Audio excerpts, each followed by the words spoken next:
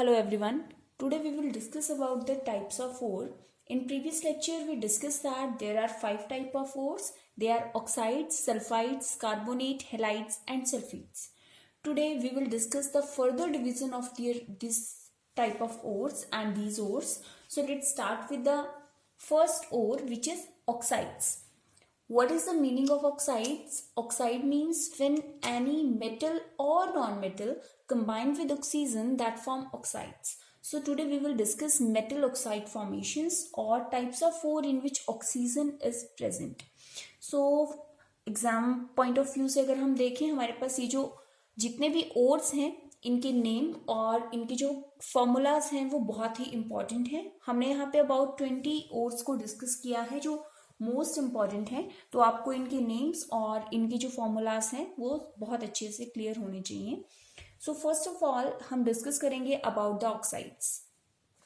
Simply oxides means when metal react with oxygen that form oxides.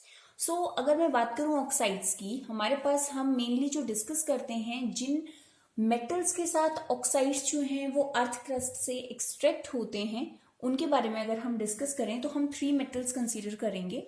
First of all aluminium. Aluminium earth crust से oxides की form में obtained होता है, even clay form में भी obtained होता है, बट इन दैट केस उसको एक्सट्रैक्ट करना जो है वो बहुत ही डिफिकल्ट है और प्रॉफिटेबल नहीं है. दैट्स वाई हम उसका जो बॉक्साइट ओर है उसी से एल्यूमिनियम एक्सट्रैक्ट करते हैं.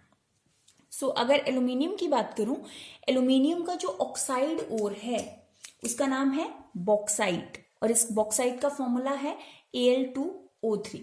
Similarly for the copper, copper का जो हमारे पास ऑक्साइड ओर है that is cuprite and the formula of cuprite is Cu2O.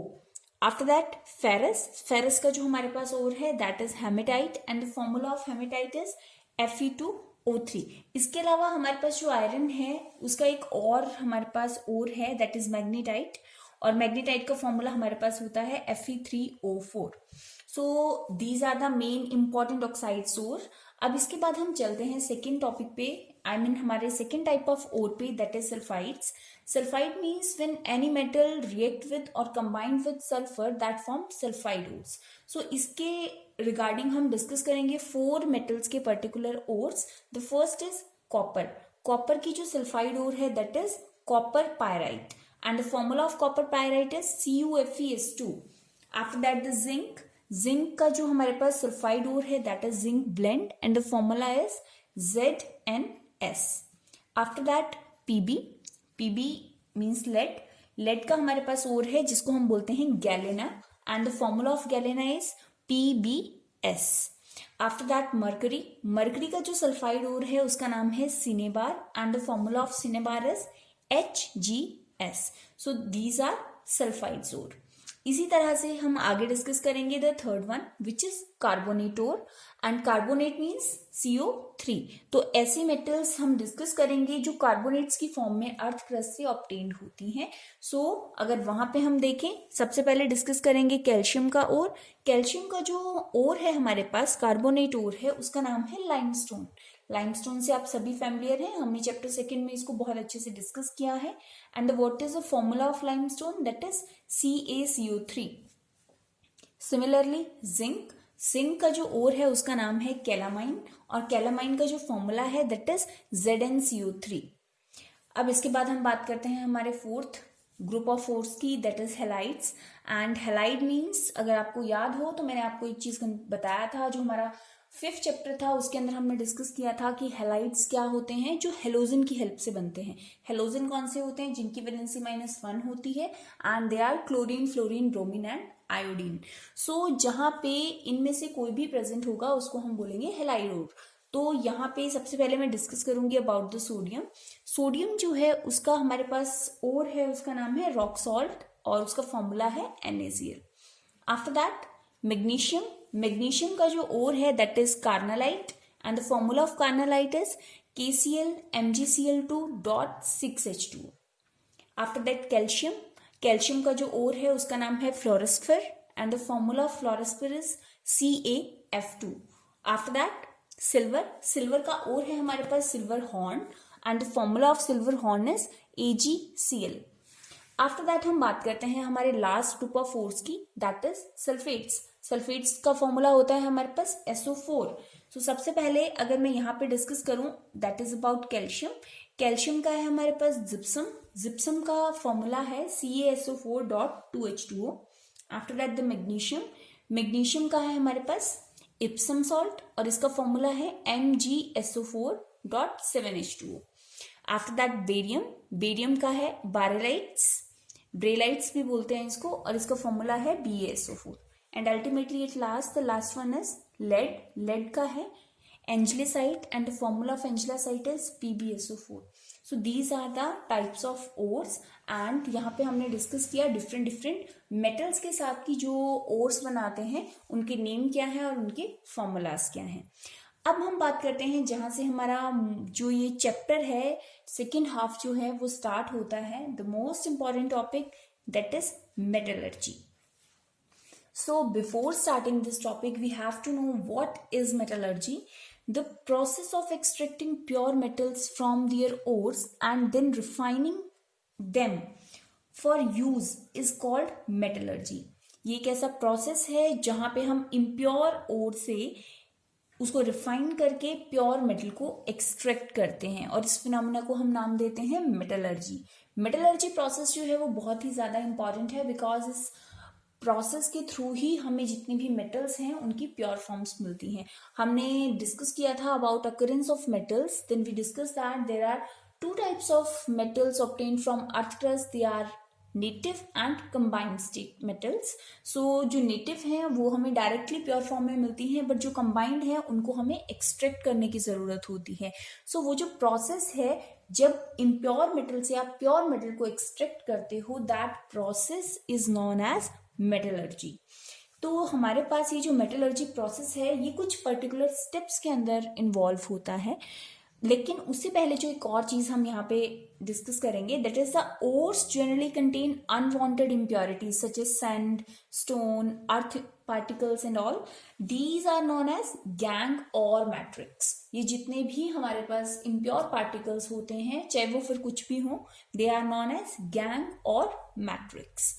अब हम बात करते हैं स्टेप्स ऑफ मेटलर्जी की, कि ये जो मेटलर्जी है ये किस तरह से परफॉर्म होती है। अब बेसिकली अगर हम यहाँ पे देखें, ये चीज तो पॉसिबल है नहीं कि जितनी भी मेटल्स हैं उन सबको हम सेम प्रोसेस के साथ उनको प्योरीफाई कर सकते हैं, बिकॉज जितने भी मेटल्स हैं हर मेटल की अपनी अपनी प्रॉपर्टीज हैं, अपना अपना नेचर है, उनका रिएक्टिविटी जो है वो डिफरेंट डिफरेंट है। सो दैट्स वाई जितने भी मेटल्स हैं ऑलमोस्ट सभी का अपना अपना एक डिफरेंट टेंडेंसी है रिएक्टिंग की, और दैट्स वाई उन सबके लिए डिफरेंट डिफरेंट टेक्निक्स जो हैं वो हम यूज करते हैं। इनका जो बहुत ज्यादा एक्सप्लेनेशन है वो हम क्लास 11th में डिस्कस करते हैं, not in 11th, in class 12th हम उसको डिस्कस करते हैं। बट अगर हम यहाँ पे बात करें क्लास 10th में हम इसका एक छोटा सा पोर्शन जो है उसको एक्सप्लेन करते हैं। सो जैसे कि हम रिएक्टिविटी सीरीज के अंदर डिस्कस करते हैं, there are different reactivities present, उसी तरह से यहाँ पे भी उन डिफरेंट टाइप ऑफ मेटल्स के एक्सट्रैक्शन के लिए डिफरेंट डिफरेंट टाइप की स्ट्रेटजीज जो हैं उनको हम अप्लाई करते हैं। Actually the process of metallurgy depends on the nature of ore, nature of metal and the types of impurities present. अब ये कोई श्योरिटी नहीं है कि आपने फॉर एग्जाम्पल एक प्लेस से जो पर्टिकुलर मेटल निकाला उसके अंदर वहां पे जो इम्प्योरिटी है किसी अनदर प्लेस पे भी वही इम्प्योरिटी होगी। नो, वो डिफरेंट हो सकती है। जैसे कि हमने प्रीवियस लेक्चर में डिस्कस किया था अबाउट एल्यूमिनियम। एल्यूमिनियम के हमने दो और के बारे में पढ़ा था, बॉक्साइट एंड क्ले। तो हो सकता है किसी पर्टिकुलर प्लेस से हमें क्ले मिले और किसी पर्टिकुलर प्लेस से हमें बॉक्साइट मिले। सो दैट डिपेंड्स, दोनों का नेचर डिफरेंट है, दोनों का सोर्स डिफरेंट है, सो दोनों की जो प्रॉपर्टीज हैं वो भी डिफरेंट होंगी और दोनों को एक्सट्रैक्ट करने का जो प्रोसेस है वो भी डिफरेंट होगा। सो मेटलर्जी जो है that depends on the nature of ore, nature of metal and the type of impurities present.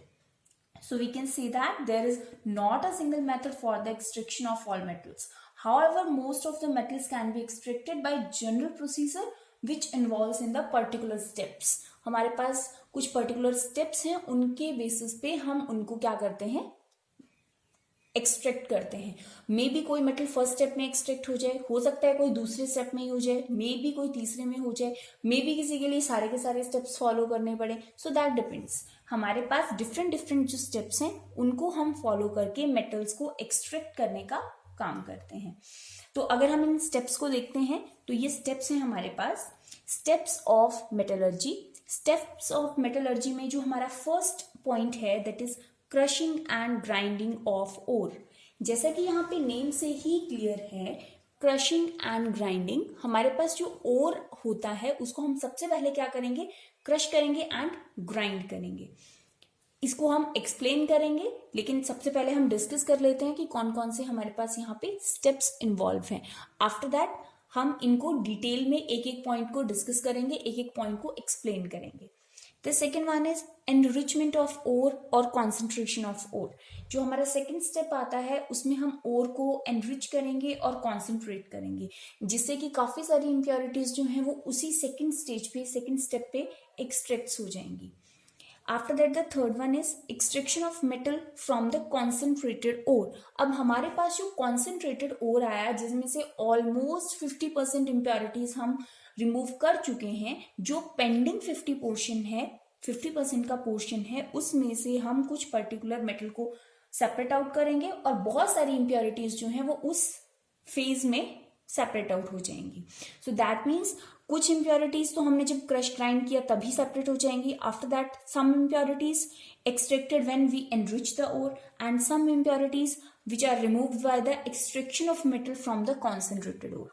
And the last step is refining and purification of impure metal. Ultimately जब हम third step follow करते हैं at that time most of the impurities जो हैं वो हमारी वहां पे रिमूव हो जाती हैं।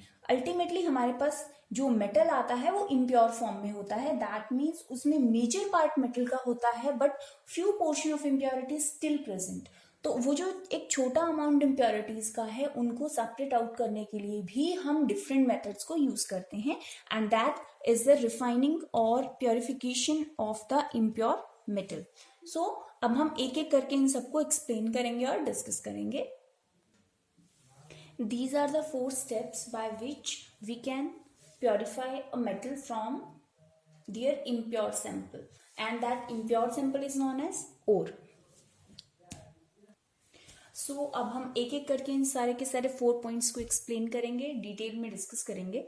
The first point is crushing and grinding of the ore. So what is crushing and grinding of the ore and how to perform it? Most of the ores in nature occur in the form of very big lump and the big rocks.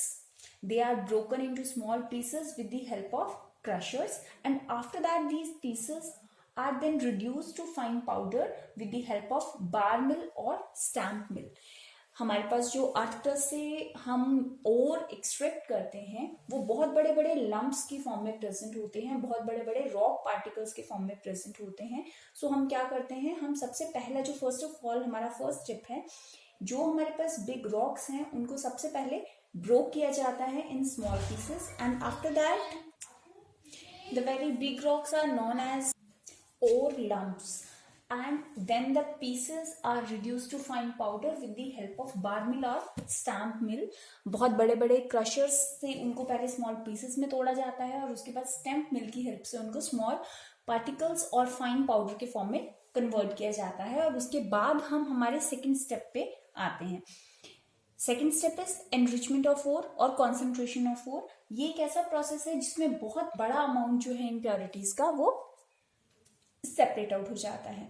So in next lecture हम हमारे पास ये जितने भी points हैं इनको detail में discuss करेंगे और इनके प्रॉपर नोट्स भी डिस्कस करेंगे। Thank you.